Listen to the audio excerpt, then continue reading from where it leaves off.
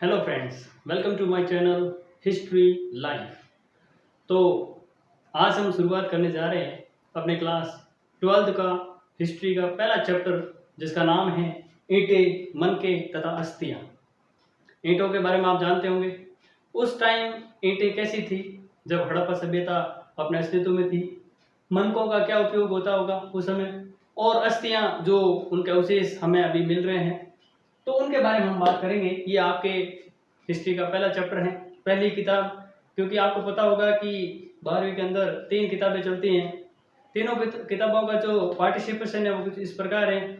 जो पहली किताब है वो आपके प्राचीन भारत की है, प्राचीन काल की है, और दूसरी किताब है वो मध्यकालीन भारत की है, जो सल्तनत काल भी बोल सकते हैं आप उसको। तीसरी किताब आपके मॉडर्न इंडिया की है, आधुनिक भारत की है। तो हम जो पहली किताब है उसकी शुरुआत करने जा रहे हैं, और उसका पहला चैप्टर है ईंटें, मनके तथा अस्थियां। चैप्टर की जब शुरुआत होती है तो शुरुआत के अंदर आपको एक हड़प्पाई मुहर दिखती है। अब इस हड़प्पाई मुहर किसको मिलती है, कहाँ से मिलती है, इस हड़प्पाई मुहर पर क्या अंकित है, वो बातें हम देखते हैं। हड़प्पाई मुहर ये जो बनी हुई है वो एक सेलकड़ी नाम का पत्थर आता है। सेलकड़ी को इंग्लिश में स्टेटाइट बोलते हैं। वो जो सेलकड़ी का पत्थर है आप ये देख सकते हैं, ये सेलकड़ी का पत्थर है। इस सेलकड़ी के पत्थर से ये बनी हुई होती है। अब इसके ऊपर एक बड़ा सा एक काल्पनिक जानवर का चित्र है, जिसको विद्वानों ने कहा है कि ये एक श्रृंगी नाम दिया इसका, क्योंकि इसके ऊपर एक सींग है। ये ना ही तो बैल है और ना ही एक बकरी टाइप है, बस इसका एक नाम है एक श्रृंगी, जिसके कोई अवशेष नहीं मिले हैं, इसलिए इसको यूनिकॉर्न और इसको काल्पनिक माना जाता है। यानी अभी इसके कोई अवशेष नहीं मिले, इसलिए इसको काल्पनिक जानवर माना जाता है। इसे बोलते हैं एक श्रृंगी। आगे बात करते हैं, इसके ऊपर कुछ अंकित है जो लिपि है, इसके ऊपर कुछ अक्षर लिख रखे हैं जो हमें पढ़ने में नहीं आए अभी तक, लेकिन इसके ऊपर संकेत रूप में कुछ लिपि लिख रखी है। उस लिपि को बोलते हैं हड़प्पाई लिपि। आगे हम पूरा विस्तार से अध्ययन करेंगे कि लिपि किस प्रकार से लिखी जाती है, कि लिखी जाती थी, कितने इसके अंदर अक्षर हैं, ठीक है ना। पढ़ी नहीं गई है लेकिन अक्षर हमें पता है। आगे बात करते हैं ये संस्कृति, जो हड़प्पा है, हड़प्पा को संस्कृति क्यों कहा जाता है, हड़प्पा संस्कृति, ये संस्कृति कहने का पीछे क्या अभिप्राय है वो बात करते हैं। तो हड़प्पा को संस्कृति कहने का ये अभिप्राय है क्योंकि इसकी एक विशिष्ट शैली थी। शैली का मतलब ये होता है कि उनका रहन सहन, उनके जो बर्तन वगैरह होते थे, मृद भांड, घर बनाने के तरीके, हर एक वो तरीके, तो एक विशिष्ट शैली थी। एक विशिष्ट भौगोलिक क्षेत्र था। ऐसी बात नहीं है कि हड़प्पा सभ्यता हर जगह मिल गई, एक विशिष्ट भौगोलिक क्षेत्र था। उस भौगोलिक क्षेत्र की भी हम चर्चा करेंगे, कौन कौन सा, किस स्थान से लेकर किस स्थान तक अब हड़प्पा सभ्यता जहां तक खोज हुई है उसका विस्तार था। तो एक विशिष्ट भौगोलिक क्षेत्र होना चाहिए संस्कृति के अंदर, एक विशिष्ट शैली होती है। आगे बात करते हैं एक विशेष कालखंड। कोई भी सभ्यता या संस्कृति जब अस्तित्व में रहती है तो एक उसका एक कालखंड होता है, उसका एक समय निर्धारण होता है कि इतने समय से लेकर इतने समय तक एक लगभग समय निर्धारण किया जाता है, और उसका एक कालखंड निश्चित होता है संस्कृति का। तो आगे हम बात करेंगे हड़प्पा संस्कृति के बारे में। तो हम देखेंगे विशिष्ट शैली किस प्रकार है, विशिष्ट भौगोलिक क्षेत्र कैसा है इसका, और जो कालखंड है वो किस प्रकार है। तो हम आगे चर्चा करते हैं हड़प्पा सभ्यता के बारे में। अब हम बात करते हैं हड़प्पा सभ्यता का जो कालखंड है, कि हड़प्पा सभ्यता कब शुरुआत होती है इसकी, कब इसका प्रारंभिक स्तर होता है, और कब ये अपने चरम स्तर पर आती है, और कब इसका विघटन काल या कब ये नष्ट होने की कगार पर आ जाती है, किस प्रकार से नष्ट हुई, तो उसके अलग अलग विद्वानों ने अलग अलग कारण बताए हैं, वो भी हम बातें करेंगे आगे। तो पहले हम देखते हैं इसका कालखंड कैसा था। जो आरंभिक या प्राक हड़प्पा सभ्यता है उसका कालखंड 2600 ईसा पूर्व से लेकर 2600 ईसा पूर्व तक है। अब आप देख रहे होंगे कि बीसी लिख रखा है, बीसी और एडी में क्या अंतर है, ये बताने के बाद में मैं आपको बीसी एडी के अंदर क्या अंतर है वो आपको बताएंगे। आगे जब चलते हैं 3200 से 2600 तक काल रहता है, उस समय हड़प्पा सभ्यता एक आरंभिक स्तर पर थी। इस सभ्यता का निर्माण होता है धीरे धीरे। तो 3200 से 2600 ईस्वी तक, बीसी तक इसका निर्माण होता है, आरंभिक बोलते हैं इसको। फिर हड़प्पा सभ्यता या विकसित हड़प्पा सभ्यता बोल सकते हैं, या परिपक्व हड़प्पा सभ्यता बोल सकते हैं। इस समय क्या होता है, हड़प्पा सभ्यता अपने चरम स्तर पर थी, यानी इसका पूरी तरह विकसित हो चुकी थी, पूरी तरह परिपक्व थी। इसका जो कालखंड आता है वो 2600 बीसी से 1900 बीसी तक इसका कालखंड निर्धारण किया जाता है। आगे आता है परवर्ती या उत्तर हड़प्पा सभ्यता। जब हड़प्पा सभ्यता धीरे धीरे नष्ट होने लगती है किसी कारण की वजह से, तो ये जो कालखंड होता है वो 1900 बीसी से 1300 बीसी तक, यानी 1300 बीसी तक, जो क्योंकि पूरी तरह हड़प्पा सभ्यता नष्ट नहीं हुई थी तो अलग अलग विद्वानों ने अलग अलग तर्क दिए हैं, वो तर्क भी हम आपको बताएंगे।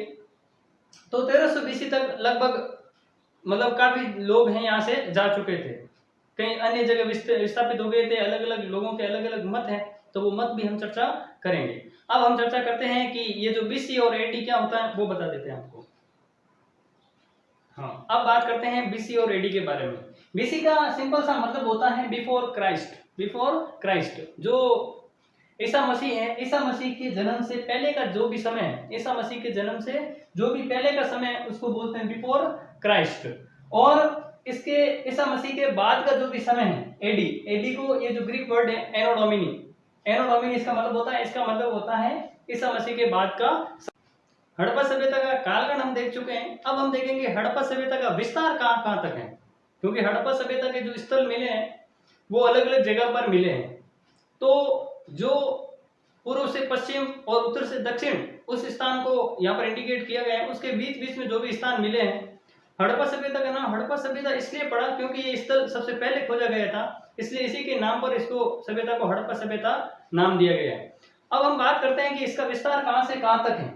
अभी हम उत्तर में देखें, ऊपर भारत के उत्तर में देखें तो यहाँ पर जम्मू कश्मीर जो पहले केंद्र शासित, अभी केंद्र शासित प्रदेश है, वहां पर एक नदी बहती है जिसका नाम है चिनाब नदी।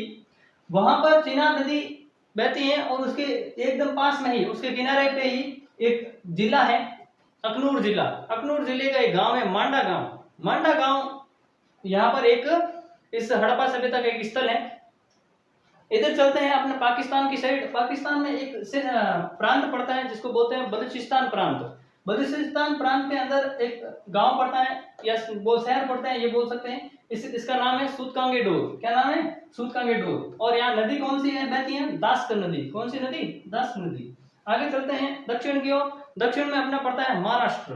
महाराष्ट्र के अंदर जिला पड़ता है अहमदनगर, और अहमदनगर के अंदर एक गांव है जिसको बोलते हैं दैमाबाद।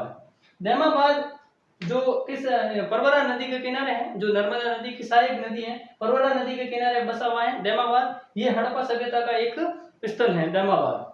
फिर बात करते हैं इधर पूर्व की ओर। पूर्व की ओर यूपी पड़ता है। यूपी के अंदर मेरठ जिला, मेरठ के अंदर एक गांव है जिसका नाम है आलमगीरपुर। आलमगीरपुर जो हिंडन नदी के किनारे पर बसा हुआ, ये एक हड़प्पा सभ्यता का स्थल है। तो इसका ये जो विस्तार है उत्तर से दक्षिण, पूर्व से पश्चिम, ये विस्तार ऐसे देखा जाए तो पूर्व से पश्चिम इसका जो विस्तार है वो सबसे ज्यादा है, जो 1600 किलोमीटर है, और उत्तर से दक्षिण जो विस्तार है वो थोड़ा कम है, जो 1400 किलोमीटर है।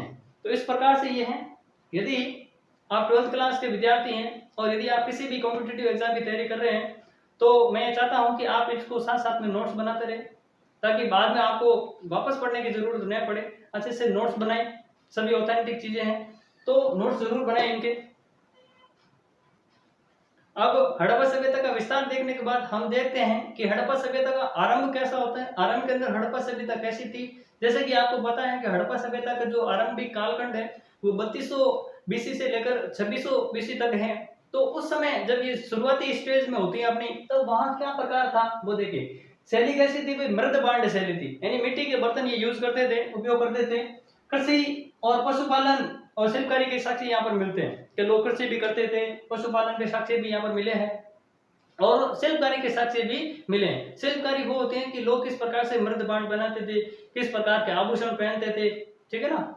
आगे बात करते हैं बस्तियां उस समय थोड़ी छोटी ही थी, क्योंकि उस समय ये अपनी आरंभिक अवस्था में थी, तो बस्तियां थोड़ी छोटी ही थी, बड़ी नहीं थी। इलाके जलाए जाने या त्याग दिए जाने के संकेत यहाँ पर मिलते हैं कि यहाँ पर शायद इलाके जला दिए गए या त्याग दिए गए। अब कारण कुछ भी हो सकता है, अभी तक एक सबूत पर नहीं पहुंच पाए हैं, विद्वान अलग अलग मत देते हैं।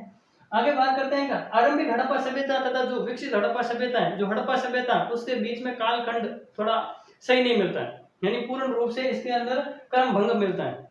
सही तरीके से पता नहीं चलता है कि जो आरंभिक हड़प्पा सभ्यता और जो विकसित हड़प्पा सभ्यता है उसके बीच में कालखंड यानी अवशेष इतने नहीं मिलते हैं। आगे बात करते हैं जीवन निर्वाह के तरीके, लोग किस प्रकार अपना जीवन व्यतीत करते थे, क्या खाते थे, क्या पीते थे, वो देखें। यानी पेड़ पौधों से प्राप्त जो उत्पाद प्राप्त होता था, उनको कंद मूल जो फल वगैरह प्राप्त होता था, उसके उसके बदौलत ही अपना जीवन निर्वाह करते थे।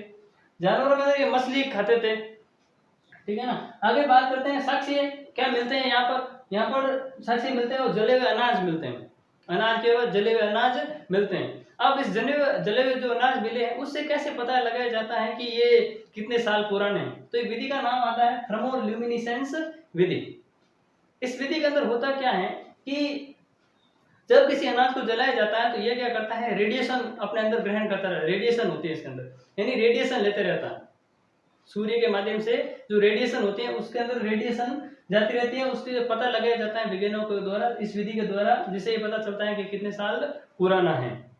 तो इस प्रकार से हमने ये बातें की कि जो जीवन निर्वाह के तरीके कैसे हैं। आगे भी हम पूरा ऐसे ही चैप्टर करेंगे। आप साथ साथ में नोट्स बनाते रहे, ये आपके 12th क्लास के अंदर बहुत ही अहम भूमिका निभाएगा। आप इस नोट को साथ साथ बनाते रहे। आगे भी हम मिलेंगे इसी वीडियो, ऐसे ही वीडियो के साथ में। तो यदि आप चैनल पर नए हैं, मेरा ये पहला ही वीडियो है, इसलिए आप मेरा जितना हो सके सपोर्ट करें, इस चैनल को शेयर करें, सब्सक्राइब करें और लाइक जरूर करें, और आपके मन में जो भी क्वेरी है वो कमेंट जरूर करें। धन्यवाद।